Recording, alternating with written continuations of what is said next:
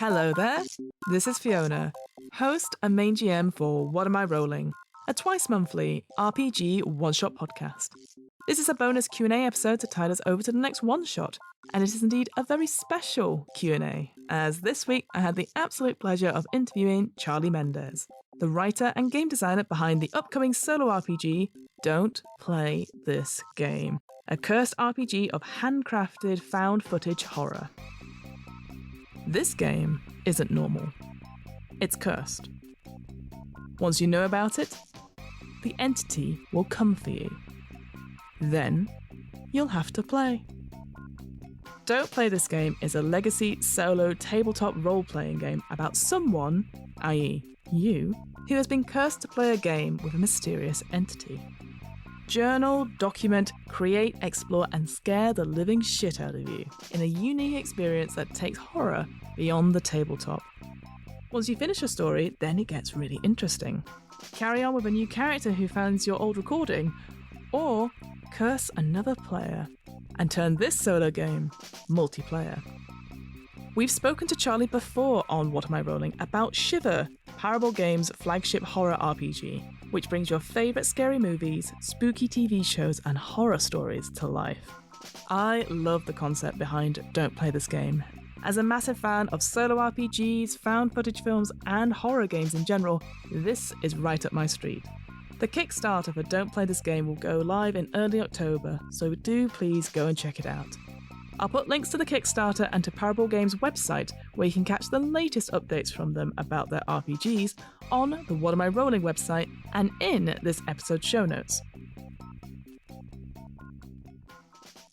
Brilliant. Well, we'll just start with a nice, simple, easy question. Who are you and what do you do? Hello, well, I'm Charlie. I'm the lead writer, creative at Parable Games, as well as various other hats, as we tend to do in our company. Yeah. I just now imagine Parable has a huge hat stand and you come in and you're just like, what am I today? And several on top.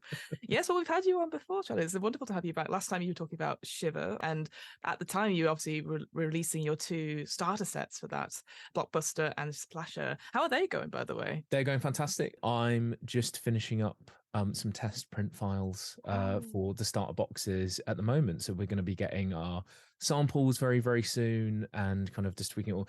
Everything is pretty much written. We're just going through final edits on stuff now as well. So just doing those minor tweaks. So our regular kind of followers and backers will probably want to keep out an eye for probably PDFs relatively soon. In the next couple of months, we're hoping we'll start rolling out some of the PDFs. So yes, very exciting.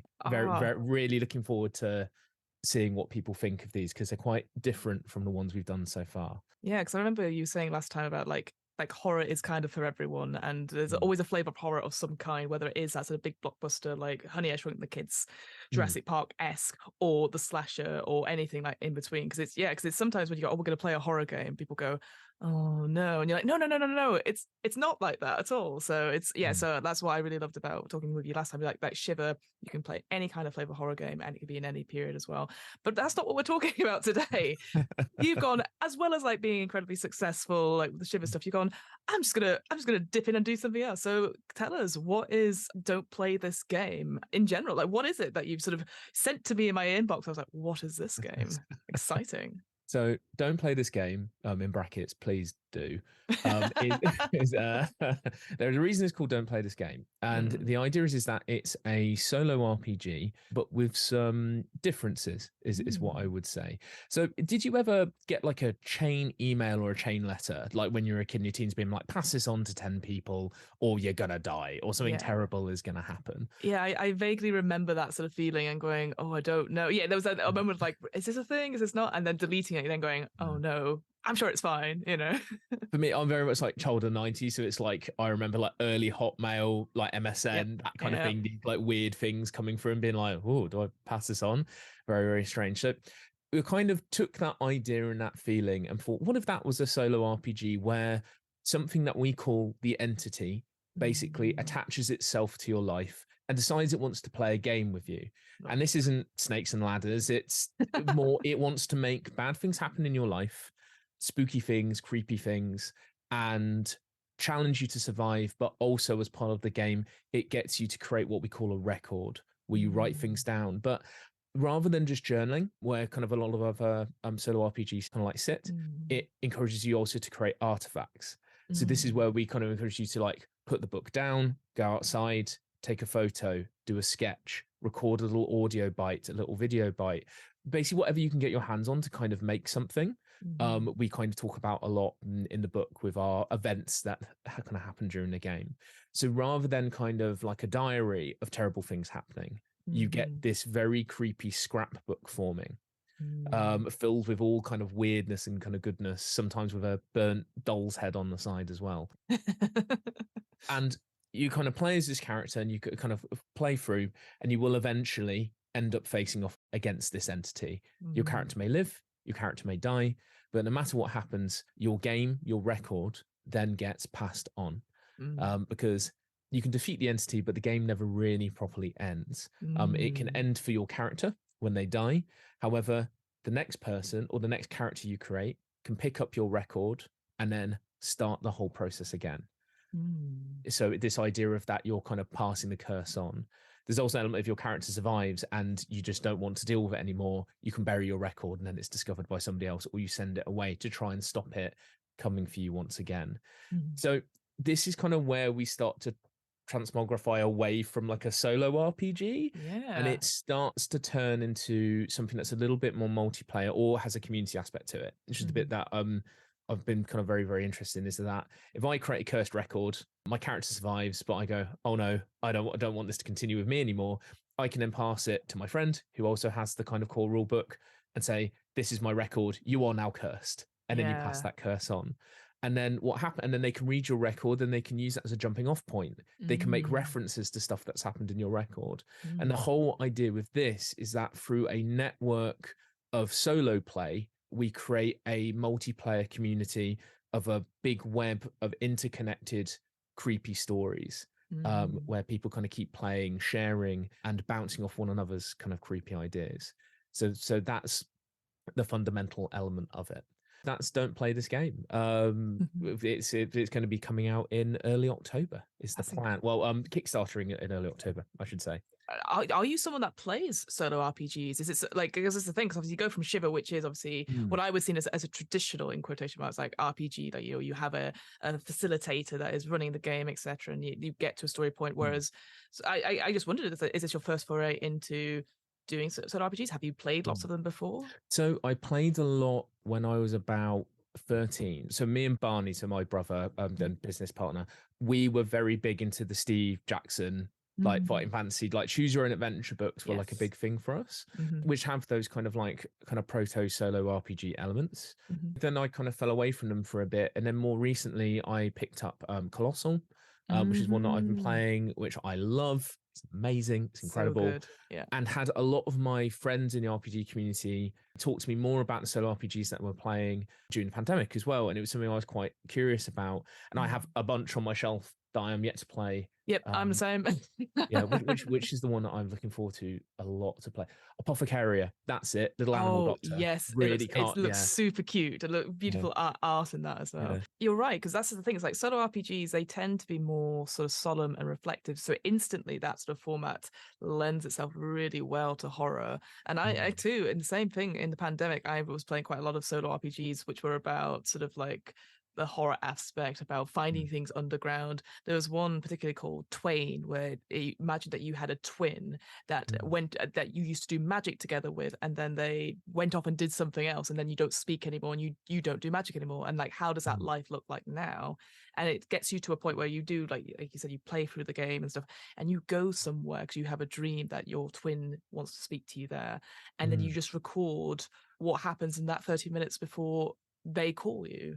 And it was just such an interesting one, because it obviously height of the pandemic as well, so there was lots of other feelings around. And so I was in a park by myself and it was just like, I don't think they're coming. Like it was a really, it's definitely an interesting way to explore stories that you don't know if you have in you. Which I know sounds like a really weird thing to say, but it's just a way to sort of explore those themes in a safe way. So yeah, I'm a massive fan of solo RPGs myself. They're a great way to kind of prod and poke the kind of creative center of your brain in ways that you don't necessarily expect. And I Mm-hmm. think the thing I was noticing with solo RPGs is that there was the ones that I'd encountered so far, there was, I think you're right, definitely that reflective solemnness, but I hadn't landed on anything that was right, really, I want to scare the crap out of myself. Yes. Yeah, That's yeah, what yeah. I wanted because I'm a nutter.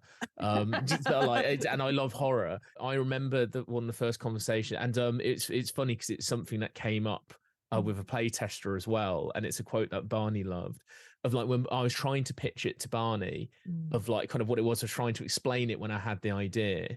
And I just said, imagine a solo RPG where it's kind of more like Pokemon Go and it encourages you to go outside but make creepy stuff and like, you know, have Mm. a found footage horror adventure by Yeah. yourself. And then when we started playtesting it, we had someone say it's like, oh yeah, this is like Pokemon Go, but if you were trying to find the Blair Witch and you won't catch Oh, her, she'll just kill you. And it that was is like, fab. and we were like, that's it. That's exactly what we wanted it to be. Because Mm. a lot of this for me ties back to like when I was growing up, and I grew up in Derbyshire. Anyone who knows Derbyshire and the Midlands, there's not a crazy amount of stuff to do. But there's a lot of like abandoned railways, like decaying old kind Mm. of like industrial buildings and things. And as kids, we'd tool around on bikes, wander around to the countryside and find weird stuff and have Mm. slightly odd encounters like out in the Mm. countryside and the kind of, I guess, like the remnants of our industrial revolution like around Mm. us. And that was a really big part for me of that. I kind of wanted to capture that sense of adventure and quite creepiness and that uncertainty of what was going to happen Mm. when you kind of like walk out your front door to like go and explore, and give you a way through a solo RPG game to explore those feelings again with a narrative and use it to generate a narrative, but also give you that push to get Mm. outside and do something and wander about and explore your local area. Like whilst I've Absolutely. been like testing this, like there's like a big load of railway sidings down Mm. where I live, and I go there looking at the old box cars and kind of scrub forests and bits around there, rusty pipes, all sorts. Mm. It definitely came out as well of like, I think I started having this feeling near the back end of the pandemic where Mm. I was just going out into fields or just random scrubland around where I was living and just walking around, seeing what I could find, some Mm. kind of source of entertainment. And it very much reminded me of what I was doing, you know, when I was like in my early teens. Yeah. And it's like trying to kind of capture that kind of with gameplay, Mm. as well as kind of like that storytelling part of my brain. So one thing I'm trying to do as an improviser just now, I'm doing quite a few sort of teaching workshops and stuff. And one thing I've been asked to teach quite a bit of is world building.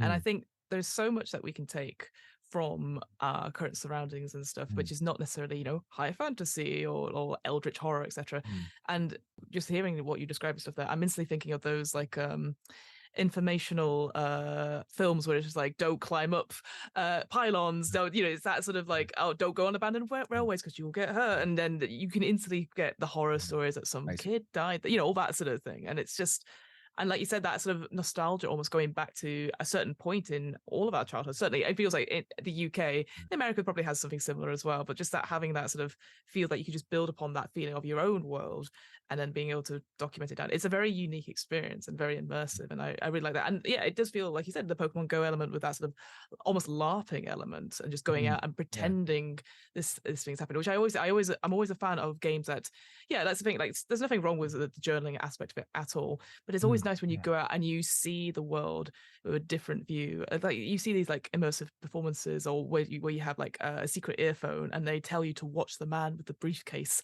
and you see them, then they're like, oh, follow the person, and you go and find whatever the story is in a huge public space like a Trafalgar Square or something. And I just, anything like that really piques my interest on that, especially if it's a solo one as well, because yeah, you can do it in your own time and it's based on your experiences. I find it funny you mentioned British PSAs, because that Mm. is definitely it's something kind of me I've been talking about with some of my friends recently as well, because I think there is like a very interesting kind of folk horror thread that runs through all of this, of that you're kind of almost going into the remnants of your local areas that are maybe kind of falling away kind of into the past.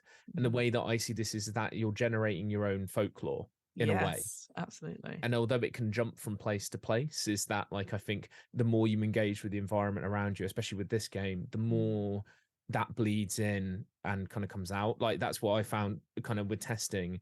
The more I try and do it in a specific place with a specific history, with a specific feel or vibe to it, whether it's, you know, an old steel mill to a coal mine to a big stretch of like scrubland forest. Like, there's, you know, I mean, you could do this in a city center as well. There's dark corners, little kind of, you know, alleyways everywhere where you can kind of find these kind of like little moments of horror, definitely. But yes, no, the public service announcement thing is, I think, is a very, it's a very British form of folk horror. Really It's what is, that I very much vibe.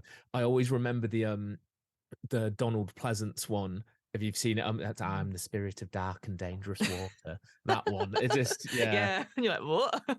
And I think the most famous was the Apaches, where it's kids playing on a farm and it's harrowing as hell. I watched that again recently for like some, I say research, and it is brutal. It is, and it got like everyone's setting up this like, oh, it's a birthday party happening, and nobody's there because all the kids have died on this farm. You're like, bloody hell! It's just, but then on the opposite side of it, you have like, you know, the like Charlie Says, so the creepy sort of cat animation who like talks and stuff like that, and there was like that Inside Number 9 episode which sort of took inspiration from that, and so all those sort of those vibes and stuff like that you can easily infuse into a solo game like this. And just to move on a little bit, that the legacy aspect and handing it over to stuff, there's only one other solo RPG that I can think of doing that does something similar, which is called The Machine, and that is where you are possessed to make something, but it's a very straightforward, just like a 2-pager, doesn't add too much to it, and I do like it as a way that you create your record, you use cards, etc., and then by the time you pulled free certain types of cards, then your story is over in one way or another, and then you pass on your notes to the next person who is driven to make the machine. But that is I do find that one a little bit more abstract, because obviously it's like, what kind of machine, and you know, it's all about, it's a very short RPG. It's, you know, 2 pages, so it's not like it's asking the world. But I think with this, instantly it hooks into like what's local to you. Like you said, that's sort of local folklore aspect. So maybe it's a little bit more grounded than that one. But I love that idea of like passing on your records or your thing to someone else and then starting this chain, because it feels very much like a horror, like Paranormal Activity or anything like that, where you're sort of linking to what happened before and see if you could find an end to the cycle, when there's not probably going to be an end to the cycle unless everyone's died, right? Yeah. Like the Scream rules of that, you know, it's like everyone dies at the end, don't worry. Yeah, no, the kind of found footage aspect of it, I think that's definitely where the cinema side of things in my brain definitely comes in with this one. With the legacy stuff as well, it's something we've been talking about as well, is that I very much like the solo and then it kind of spreads through the community aspect, but we are looking at kind of including notes as well, of being like, if you and a friend want to go and do this together, or like, you know, like you and a few friends, you know, how can you basically do a collective record? Like, how does that work? I mean, one of the things that I've floated to Barney, as although I'm kind of trying to figure out how to actually shape it kind of into rules kind of currently for this little multiplayer addendum, is like having a text chain between you. So it's basically being like, this is the prompt, this thing has happened, like have a text conversation, and then you can, you know, take that text conversation and that goes in your record as part of it. Or like, you know, you leave voice notes for one another that are to do with stuff that's happened. Like even there being a case of like, you know, you do more prompts but you take turns, so it's an entity that's haunting all of you, but it's eeny meeny mowing through you all and kind of building up and up and up and up. I'm excited with the level of flexibility, I think, for how people can play the game, whether it's like in a small group, solo, or like kind of meeting up and kind of like talking about the legacy. So, you know, so like, you know, almost if you had 10 people in the chain, you could do a meet up and then kind of read through and like kind of talk about everyone's story, and kind of and see what the collective story is when you put it all together and what it kind of looks like. And then I think finally there's the multimedia aspect of this. I think is what I'm so, because I think you're completely right. There's nothing wrong with journaling at all. Like I think the journaling side of it is is like the bedrock. It's a really, really great foundation. But the kind of inner film nerd in me was kind of thinking about, I love these kind of found footage movies. You're right, where you're kind of like trying to follow the lead and you find something creepy, whether it's like a little audio recording, you get sent like a weird image, you take a photo and there's something just there in the corner that you didn't notice when you took the photo. You see something at night and you try and scribble it down, or a child draws something horrific in crayon and hands it to you. Yep. No, thank you.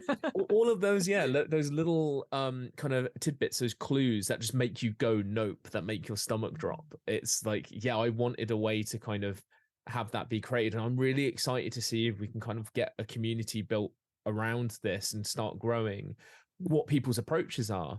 So like I've been talking to, like, expanding our play testers in that regard. So I have a friend who's really into her Polaroid photography, so I'm going to ask her, do you want to play it through, and then every time you make an artifact, can you do a Polaroid and put that in and show that's what it looks like.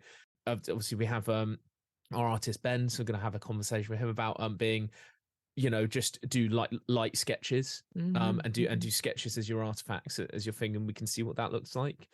And then there is a potential for some marketing. I may be doing one and leaning into my film background a little bit more. So because I'm thinking in my brain, it's like, yeah, no, this is a way to sustainably part out making your own found footage little horror movie, where you could record a conversation like this, you can film something on your phone and then tie it all together. You could even have film nights of people who have done that'd be so cool things. I love that. Yeah, because that brings up sort of stuff like, because obviously like TikTok horror and Instagram horror, like I'm sure you've seen the Grimace birthday shake sort of folklore. I am obsessed with it. So for those people who have been living under a rock, obviously because it's not a UK thing, it's a US thing, where basically Grimace, one of the McDonald's mascots, it's their birthday, so they release a special shake and everyone's like, oh, happy birthday Grimace, and they're drinking it, and then it just cuts to all the bad things that comes out of it, and some of it is Grimace appears and kills you, or you turn into Grimace, or any of these things that are just not explained. And it's just having that as the medium of like giving this sort of urban legend out there. Oh, it's fascinating. And people go to proper extremes. Like you said, like it could be easily like a full film where you're like, it's like Five Nights at Freddy's or anything like that. It's just like the amount of work that goes into like a 1 minute clip. And I'm just there going like, that's really cool. And so, yeah, I 100% would love to see ways to tell stories out through different mediums. Obviously through podcasting, obviously that's one way we do it. And that's what I do with solo RPGs. I usually speak out what the thoughts are and then read out the entry that I've written down.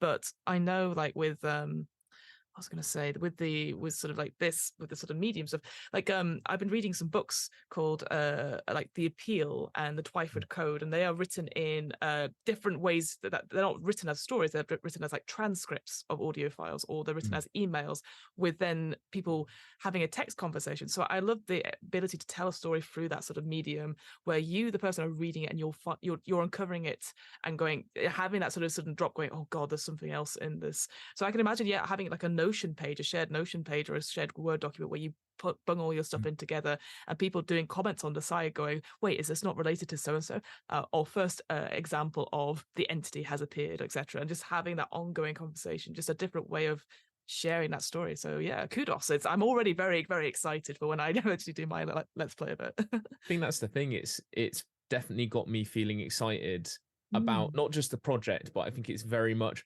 what stories people are going to tell with this. And I think it was similar, like when we were working on Shiver, is that a way that I kind of feel about game design as a game designer in general is that a lot of the stuff that we kind of make and do is providing frameworks that enable people to tell their own stories and to tell them in interesting and fun ways, and maybe make it easier and more accessible than kind of where they're kind of current sitting with storytelling.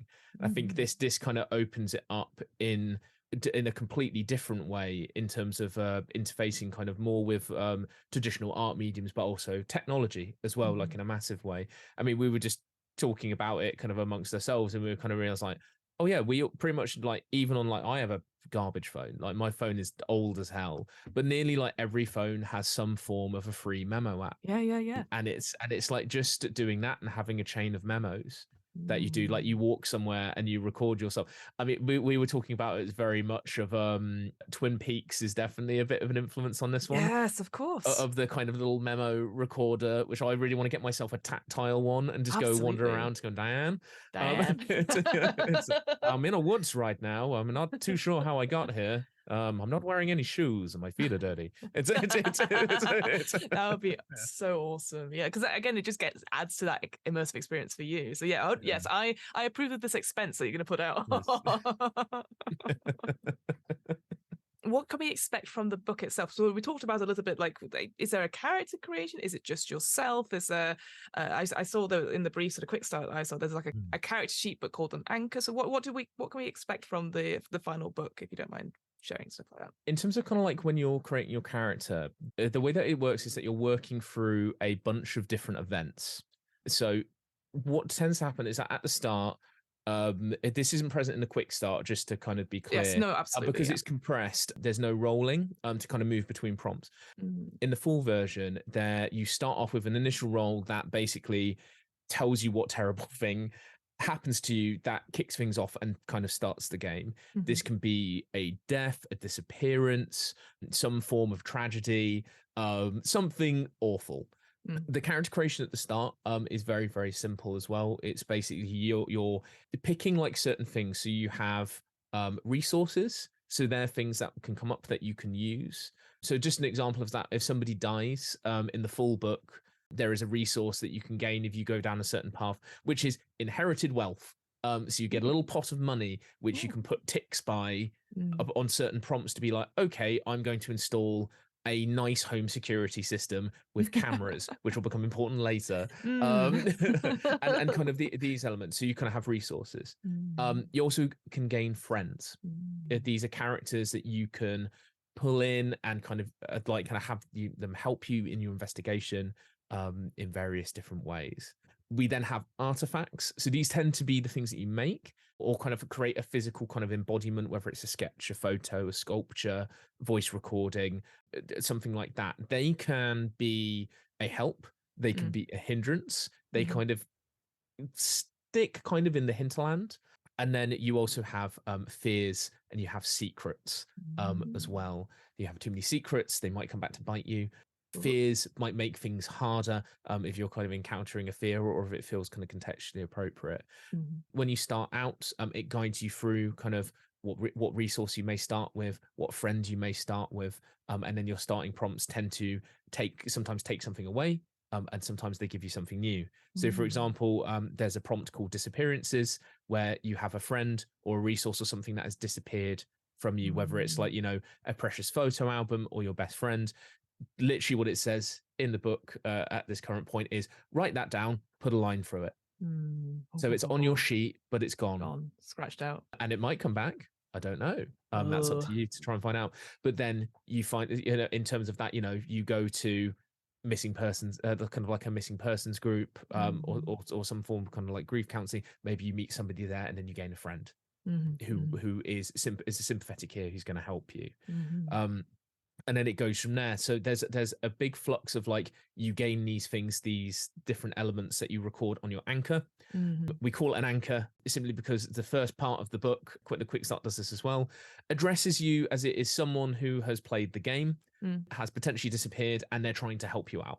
And the thing that they created for themselves was an anchor, because when their entity really starts to toy with you and play with your mind, it's very, very easy to lose track of things, including reality. So having a sheet that is your anchor is a way to kind of note down the clues, all of those elements that I've kind of just talked about, and also how are you doing, like how your how's health everything? Because you can die, like the entity can definitely kill you, and there is an element of like when you're kind of going through an event, there's usually 3 stages of things that you're kind of reacting to. So the first one may gain you something. The second one may have a challenge where it's going to get you to roll like a certain dice.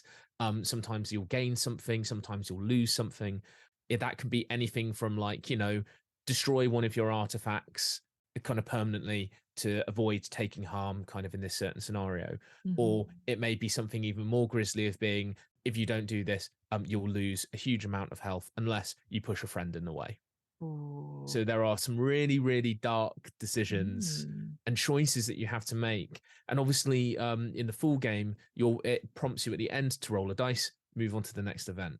And then that kind of gives us this element of that there are going to be many, many, many events. So in the quick start, there's currently 10, and you play it in like a continuous chain. When you play it in the book, you roll different dice, and it takes you through different stages of events that I won't reveal because they're more of like what's going on in the background. I think that's not very in the forefront. But in terms of my screenwriting like film brain, I have broken it up into terms of how these things pace in terms of intensity.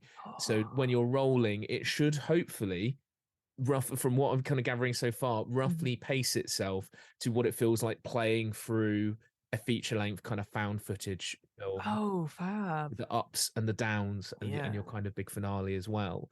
So there are bands of intensity, as I have called them. Of like, like I can reveal like what was like there is at the start, there is low level spookiness, which is a certain number of prompts where you can land on a couple, and then when you land on the kind of certain ones, you'll be rolling a high dice and it's going to move you into the next part of the story, and then you carry on. Oh, okay. Because it was something I was thinking about for a long time with these kind of like roll and write kind of approach to solo RPGs.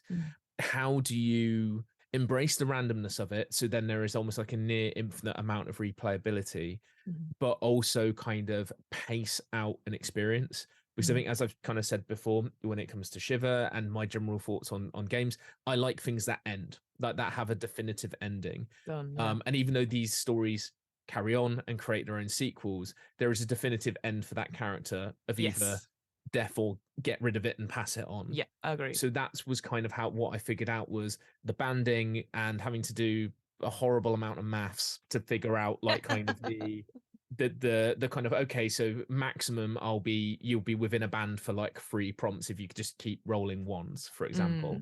But then it will up your probability to jump into another band and like keep that pacing, keep that flow going. That's so cool. So that's what I'm playing around with, and it seems to be kind of having a really nice effect so far of giving you that very kind of nice tight kind of horror experience that feels like you're playing a kind of your very own horror movie where you are the star trying to survive. I definitely get that because I'm a massive fan, as I know you are, of found footage stuff and making those connections stuff. But yeah, you're right. They always start, oh, don't worry about it, everything's fine, and then it's the slow ramp up. And if you aren't au fait with those sort of films and stuff like that, sometimes it can be really difficult to be like, what is too much horror, what is not, and just balancing it right. So I think that's so cool to have those sort of bands to slowly guide the players along because of those naturals. Because you use in this game, it's please correct me if I'm wrong. So you use all the polyhedral set, right? All 7 dice for various things.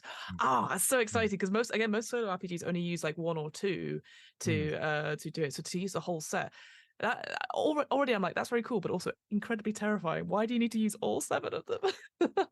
Well, it's for kind of multiple reasons is what I'll say. Like the polyhedral, the multi-polyhedral allowed us to do those when we needed to, when you hit like an end band to do a bigger jump into the next band. If you needed to. Cool. But also it means you can play around massively with how you actually structure challenge. And then, like you can do stuff like get rid of an artifact or a key resource and you can use a bigger dice for this challenge. And at the moment you're starting on a D4. So how much do you want to sacrifice for this? So it starts to introduce as I feel it, that in kind of all kind of like horror stuff, like choice and consequences is such a big thing. And if it does feel like you're not contributing as many choices to kind of like your own survival, I think that really dips down the immersion. So we really wanted to kind of provide as many options as possible of being that like you get to decide the medium of your artifacts, which also like kind of just keeps it as open and accessible. Like if you don't have a camera, fine. If like you just need pencil and paper, sketch stuff, even if it's a stick man, I'd argue that's more terrifying. It's like creepy stick men scrawled like very hastily. I remember that the Babadook, and I'm like, no, thank you. Obviously you're still finishing up, obviously I know with the Kickstarter you're doing certain things. Has there been any sort of big challenges that you've found with the writing process? Because obviously you've designed, written and done the artwork for this particular book, but is there anything that you're like, I found this tricky, but it's been a worthwhile to overcome that obstacle, so to speak? So the mode of address was one of the biggest challenges. So I wrote it neutrally first, like a standard rule book. Yeah, of course. And I was like, this is fine. This works really well. And then me and Barney were talking, and then we were talking about, because I'd written some other bits that were like excerpts as it was. I'd played the game. I'd managed to just get away, and I was trying to help you out, Yeah. kind of thing. But then everything else was framed neutrally. And Barney was like, I really like this. Can you write the entire thing like that? And I was like, yes. And it was, because it's so different from any mode of address that I've done before, because it's such an odd mixture.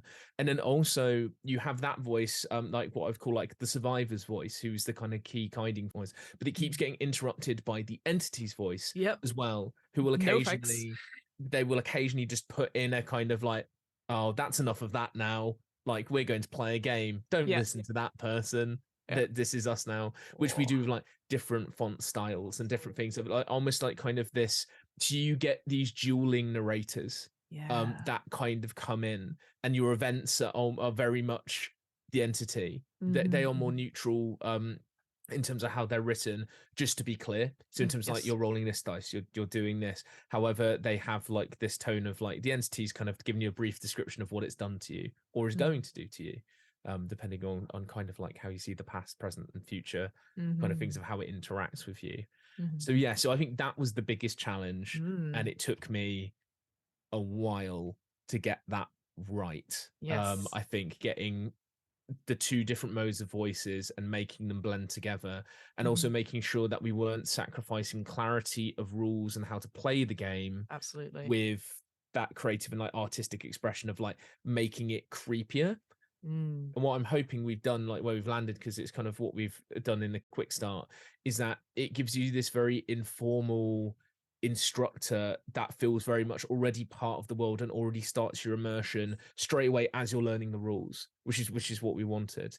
That I'd say is the most difficult thing, but I'm really excited to see what people think of that. I was going to say, like, it comes through incredibly well in the quick start, and I've been one of those people when I've read other books which use the sort of like first person stuff, and sometimes I'm like, I don't like it, but obviously it works for this, and you're right, it's such a good balance, and to get it right. So yeah, I can only imagine how challenging that was, but you've done such a cracking job with quick start, so I am looking forward to that sort of flavor throughout the core book. So yeah, I was like, yeah, that totally makes sense. That is really difficult to do, because you're right, because you don't want to break that immersion per se, but sometimes you're like, just roll the d4. Like, just you got to balance that right. So that, you don't want to sacrifice it at the sake of this, but still make it like almost like, this is the whole thing with your stuff, is like, it feels like it's part of real life. It is just like 1 degree next, etc. This could happen, and people disappear without explanation, all that sort of thing. So you want to make it feel as lifelike as possible.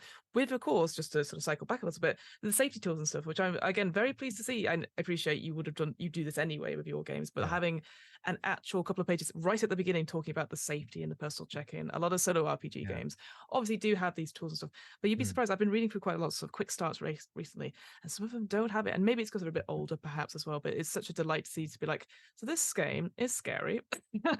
Please look after yourselves. Please do a personal check-in. Please do all that. So yeah, I just want to say thank you for that, because sometimes you don't have that in quick start sometimes, which is it's a shame, because it's such a simple thing just to put in for 1 page and then get going with the game. It was a big point for me that had to be in the and up front, and the thing that when we changed the mode of address as well, it's the only part of the book really that's written fully neutrally, because we were like, we don't want any misunderstanding here of being like, okay, before you jump in, this is a scary game.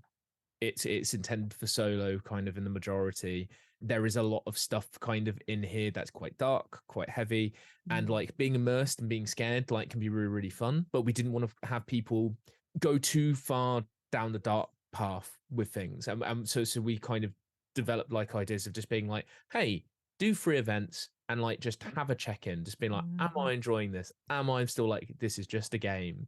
And it's like, if you ever start to feel that those like kind of elements aren't, those lines are blurring a bit for you, because obviously we were very cognizant of the fact that this is a spooky game, which is very different from when we kind of do with Shiver, where you sit down, you create a world and you inhabit that world. Yes, this one is very much, as you say, in the words of Rocky Horror, it's just a jump to the left, where you are looking at your own world through slightly different eyes, inspired by what this book is kind of prodding you to do, Mm. and we wanted to make sure that you could, that there was safety tools in place up front, that that no one would kind of start to feel too uncomfortable or didn't feel safe.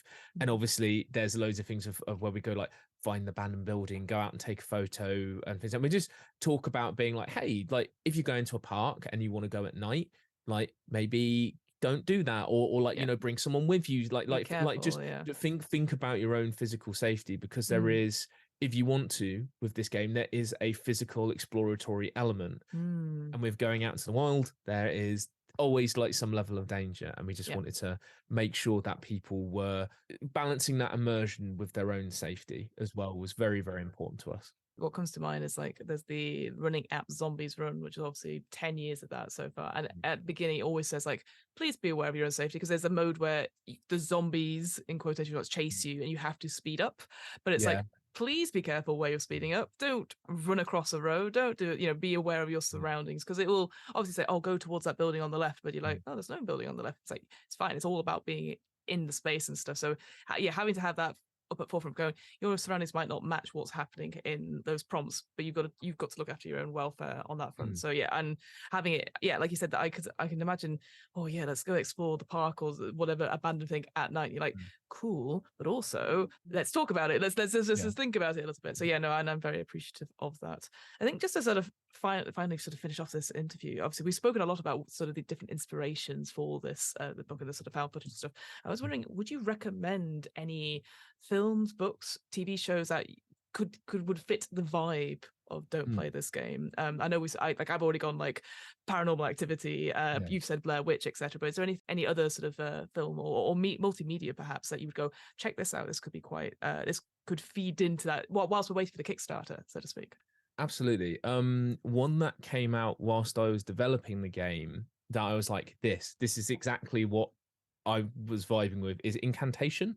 Oh, I haven't heard of that one. No. It's on Netflix. I think it's a Taiwanese horror film. It's all to do with ritual magic, curses, terrible things happening. Very, very, very good. There's also an early Mike Flanagan film from Haunting of Hill House, Midnight Mass, called Absentia, which is to do with people disappearing in a subway tunnel that goes underneath a busy road. And that is, although not a found footage film, is very much kind of in that vein. Like Japanese horror, I think, has definitely been a big influence on me for this one. Like kind of the ones I grew up with, like obviously like Ringu, Ju-on the Grudge, Cairo as well. Pulse definitely has some of the creepiest scenes I can kind of think of, and has that kind of urban exploratory element to it slightly. If anyone who has not seen Cairo, or who have done, when the guy goes down into the basement in Cairo, if you know what I mean, then that is the tone of creepiness that I want to land on. It's a goodie. But anything with like a really strong investigative element as well. So one that I watched recently that I really appreciated for that investigative element, or that's a huge tonal mishmash of stuff, but in the most beautiful way, is The Wailing. You've seen it. So it's a South Korean horror movie. I would kind of say it's like the South Korean Exorcist, but just as good. It's fantastic. Like, I'd really, really recommend that. I think I'll probably stop there because I'll just keep listing. I know you're the same like me, going, I've got all these things. Don't worry, well, I've added all those to my Netflix and various channels. I was like, these sound great. Yeah, that Incantation one, I was like, that sounds incredible. I'll shout out one English director. Yes. I would say Ben Wheatley. Yes. So stuff like Kill List, filmed in England, the kind of like slightly kind of more trippy rural element to it.